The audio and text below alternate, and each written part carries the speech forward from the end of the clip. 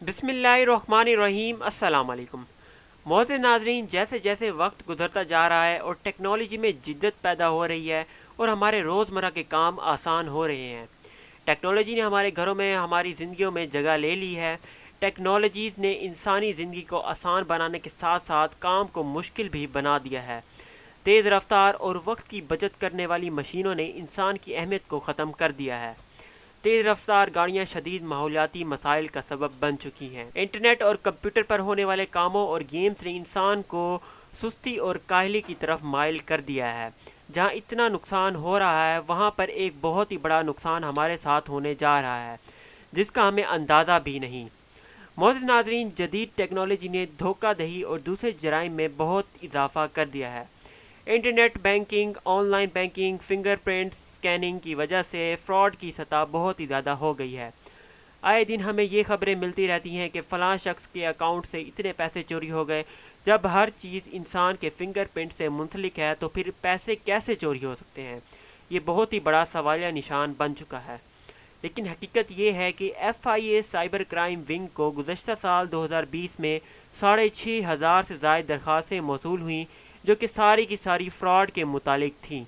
ان درخواستوں میں یہ انکشاف کیا گیا کہ ان کے اپنے فنگر پرنٹس استعمال کر کے ان کے بینک اکاؤنٹ سے پیسے چوری کیے گئے ہیں۔ ایف آئی اے نے تحقیقات کا دائرہ وسیع کرتے ہوئے اس پر چھان بین شروع کر دی، تو اس کے بعد حیرت انگیز نتائج نکل کر سامنے آئے۔ NADRA bank, Pakistan telecommunication authority, online banking, internet banking, federal bureau of reservation, یہ وہ ادارے ہیں جن کے پاس ہر عام شخص کا ڈیٹا موجود رہتا ہے۔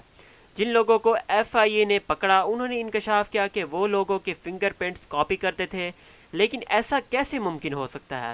آپ کو یہ جان کر بہت ہی حیرت ہوگی کہ وہ لوگ سلیکون کا استعمال کر کے ہمارے فنگر پرنٹس کاپی کرتے تھے۔ جب بھی ہم کسی دکان پر جاتے ہیں اور اپنا فنگر پرنٹ سکین کرتے ہیں تو ہماری انگلی وہاں پر ایک مخصوص نشان چھوڑ جاتی ہے، جسے بعد میں اس ادارے کا ملازم، چاہے وہ نادرا ہو یا بھی کوئی اور سرکاری ادارے سے تعلق رکھتا ہو، جس کے پاس یہ اختیارات موجود ہوں گے، وہ عوام کا ڈیٹا دیکھ سکے گا۔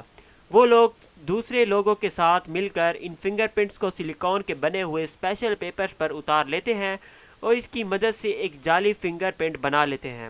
آپ کا وہ فنگر پرنٹ ہر اس اے ٹی ایم مشین اور بائیو میٹرک مشین پر استعمال ہو سکتا ہے جو آپ کے شناختی کارڈ، بینک اکاؤنٹ یا کسی بھی ادارے کے اکاؤنٹ کے ساتھ منسلک ہوتا ہے۔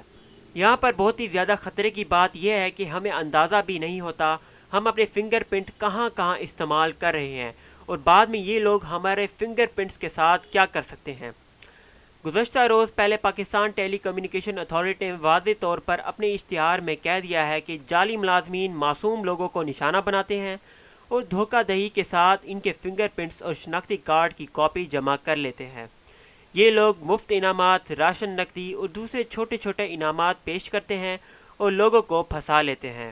ان کا یہ طریقہ بہت زیادہ منصوبہ بندی کے ساتھ کیا جاتا ہے۔ زیادہ تر آپ کو واٹس ایپ، فیس بک جیسے سوشل میڈیا پلیٹ فارم پر کوئی نہ کوئی لنک بھیجے جاتے ہیں اور ان میں ایک غیر قانونی فارم دیا جاتا ہے۔ آپ کو کہا جاتا ہے کہ اس فارم کو اپنی ذاتی معلومات دے کر بھریں اور ہم تک بھیجیں۔ اس کے بعد ہی آپ کا نام قرعہ اندازی میں شامل کیا جائے گا اور آپ کو مفت انعامات دیے جائیں گے۔ یہ فارم موبائل کمپنیوں کے بائیو میٹرک سکینرز کو بھی بے وقوف بنا سکتا ہے۔ اس کا مطلب یہ ہوا کہ آپ کے نام کی کوئی بھی شخص سم ایشو کروا سکتا ہے، اور وہ کوئی بھی غیر قانونی کام کرے گا تو کمپنی کے پاس آپ کا ڈیٹا آ جائے گا۔ زیادہ تر یہ لوگ مرے ہوئے لوگوں کے شناختی کارڈ جمع کرتے ہیں اور ان کے نام پر سم کارڈ ایکٹیو کروا لیتے ہیں اور اس کو دہشت گردی میں استعمال کرتے ہیں۔ پاکستان ٹیلی کمیونیکیشن اتھارٹی کے مطابق یہ فنگر پرنٹ یا تو الیکٹرانک طور پر حاصل کیے جاتے ہیں یا پھر سلیکون جیسے پیپر کا استعمال کیا جاتا ہے۔ ہماری عوام سے اپیل یہ ہے کہ وہ اس معلومات کو صرف اور صرف جائز فرنچائز کسٹمر سروس مراکز کے ساتھ ہی شیئر کریں۔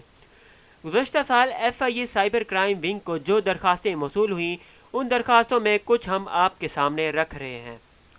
نمبر 1 پر ہے۔ کوئٹہ کے ایک رہائشی خان محمد نے بتایا کہ ان کو ایسا ہی ایک آن لائن لنک موصول ہوا جس پر انہوں نے غلطی سے اپنی معلومات درج کر دیں۔ اس کے بعد ہی فوراً ان کا سم کارڈ بلاک ہو گیا اور ایک دوسرا سم کارڈ ان کے شناختی کارڈ پر جاری ہوا، جس کی مدد سے جعل سازوں نے ان کے بینک اکاؤنٹ سے 20 لاکھ روپے چوری کر لیے۔ मुअज़्ज़िज़ नाज़रीन, दूसरा वाक़या लाहौर गुलबर्ग के रिहायशी और ताजिर मुइन के साथ पेश आया। माहिरीन ने बताया कि उन्हें एक कॉल आई जिसमें उन्हें बताया कि स्टेट बैंक ऑफ पाकिस्तान से हम बात कर रहे हैं, अगर आपने हमें अपनी मालूमात नहीं दी तो आपका कारोबार बंद कर दिया जाएगा। और उन्हें मालूमात देने के बाद उनके अकाउंट से 27 लाख रुपए चोरी कर लिए गए। FIA साइबर क्राइम विंग को 5,602 दरखास्तें मौसूल हुई जो कि लाहौर, मुल्तान, फैसलाबाद और गुजरावाला से हैं। जब FIA साइबर क्राइम विंग के डायरेक्टर अबू ज़र सुल्तान से रब्ता किया गया और उनसे इसके मामले के मुतालिक पूछा गया तो उन्होंने बताया कि जो गिरोह हमने पकड़ा है उन्होंने बहुत इंकशाफात पेश किए हैं। इसके बाद ही हमने FIA की टीम तश्कील दी और वह छानबीन और तहकीकात कर रही है। बहुत जल्द नताइज अवाम के सामने लाए जाएंगे। उन्होंने बताया कि ये बहुत ही बड़ा नेटवर्क और गिरोह है जिसमें काफ़ी लोग शामिल हैं जो कि बैंक, नादरा ऑफिस और दूसरे बड़े बड़े इदारों के मुलाजमीन हैं। टेक्नोलॉजी का इस्तेमाल बुरा नहीं अगर इसका इस्तेमाल एक हद तक किया जाए, क्योंकि access in anything is bad. हमने अपनी ज़िंदगी में मशीनों को इस कदर जगह दे दी है कि हम खुद इन मशीनों के मोहताज हो चुके हैं। साइंस की टेक्नोलॉजीज़ ने हमारी ज़िंदगी को आसान तर बना दिया है, लेकिन इसके साथ साथ इसने कई मुश्किलात भी खड़ी करती हैं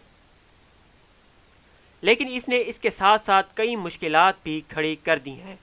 तो व्यूअर्स, ये थी मेरी आज की वीडियो। ये वीडियो अगर पसंद आए तो इस वीडियो को लाइक करें, कमेंट करें और इस वीडियो को ज़्यादा से ज़्यादा शेयर भी करें ताकि ये इंपॉर्टेंट इन्फॉर्मेशन आपके फैमिली मेम्बर्स और फ्रेंड्स तक लाजमी पहुँच सके। और कमेंट करें अगर आपको कोई चीज़ समझ नहीं आई और इस वीडियो को ज़्यादा से ज़्यादा शेयर करें। और मैं मिलूँगा आपसे नेक्स्ट वीडियो में, तब तक के लिए अल्लाह हाफ़िज़।